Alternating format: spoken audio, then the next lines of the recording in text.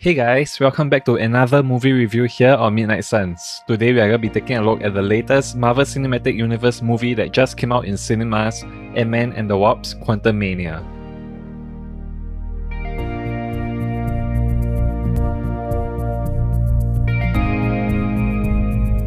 I will try to make this review as spoiler-free as possible so that I won't ruin your movie viewing experience if you do decide to watch this film.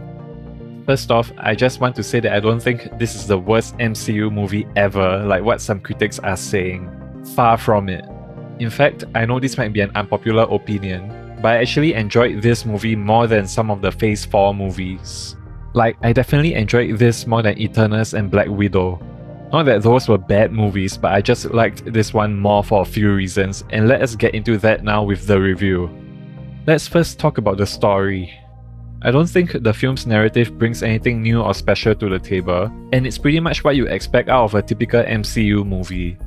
However, that being said, I do think this movie sets up Phase 5 of the MCU really well with the amazing introduction of the new big bad of the franchise, and I am of course referring to the one and only Kang the Conqueror.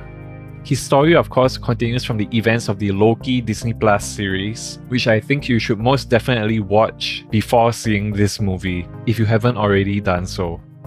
And that brings me to the next section of this review, the performances. Jonathan Majors absolutely steals the show in this film. He brings so much gravity to the character Kang the Conqueror, and you really feel the pain and emotional anguish that his character is going through in all his scenes. The flashback scenes with him and Michelle Pfeiffer were easily my favorite parts of the movie, and those scenes felt like they were part of a really serious science fiction story. But then everything else in the movie felt like a wacky comedy, so it was kind of a weird juxtaposition.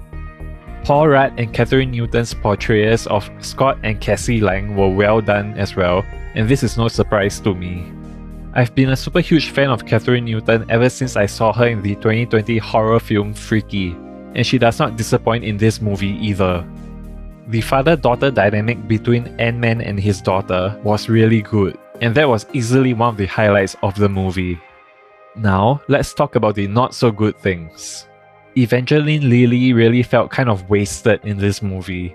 Even though the title of the movie is Ant-Man and the Wasp: Quantumania, it felt like the Wasp didn't have much to do in the entire movie. In fact, I think she was much better utilized in the previous Ant-Man movie, Ant-Man and the Wasp, so it felt like quite a shame because Evangeline Lilly is in fact a very good actress. It's just so weird to me that this movie has the names Ant-Man and the Wasp in the title, but even Ant-Man's daughter was way more important to the story than the Wasp was. And Michael Douglas is hilarious in this movie, but I also wish he had more serious scenes like Jonathan Majors and Michelle Pfeiffer because he too is an amazing actor. And it just felt like he wasn't given the opportunity to do much with his character in this movie.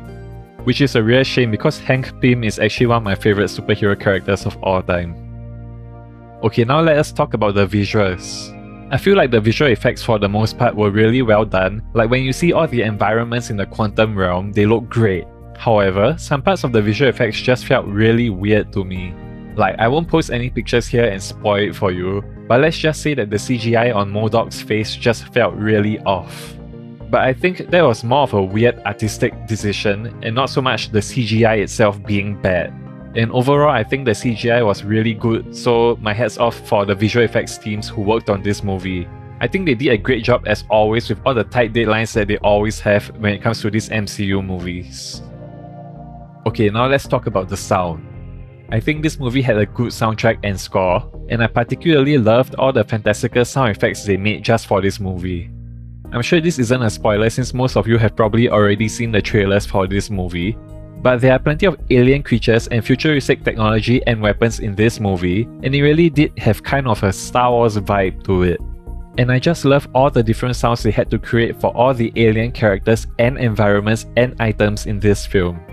Most people don't usually think about these kinds of things when they watch a movie, but I think it's these tiny things like the sound effects of laser beams or the creation of alien sounding languages and dialogue that really elevate science fiction movies to the next level, and this movie definitely does not disappoint in that department.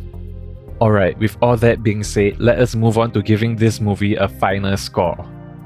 So, My final rating for this movie is a 7 out of 10. Like I said before, I don't think this movie is anywhere near as bad as some of the reviewers are making it out to be. Overall, was it a great movie? No. But you know what? I thought it was really entertaining and I had a good time watching it. And there were some parts of the movie that I really loved. In fact, I'm just gonna say it. I think Jonathan Majors is now probably my favorite actor in the entire MCU. Well, okay, maybe he's tied with Chris Hemsworth. But anyway, Jonathan Majors is an absolutely phenomenal actor, and seeing his performance in this movie has convinced me beyond a shadow of a doubt that he is indeed going to carry the next 2 phases of the MCU. Oh, and one more thing before I end this review. I just want to remind you to make sure that you stay for both the mid-credits and post-credit scenes. You will not be disappointed. Well, that brings me to the end of this movie review, guys. If you like what you saw, please do consider subscribing. Every single subscription counts because this is just a tiny YouTube channel, even smaller than Ant-Man himself. Anyway, thanks again for watching, and as always, stay gold, everybody. Bye bye.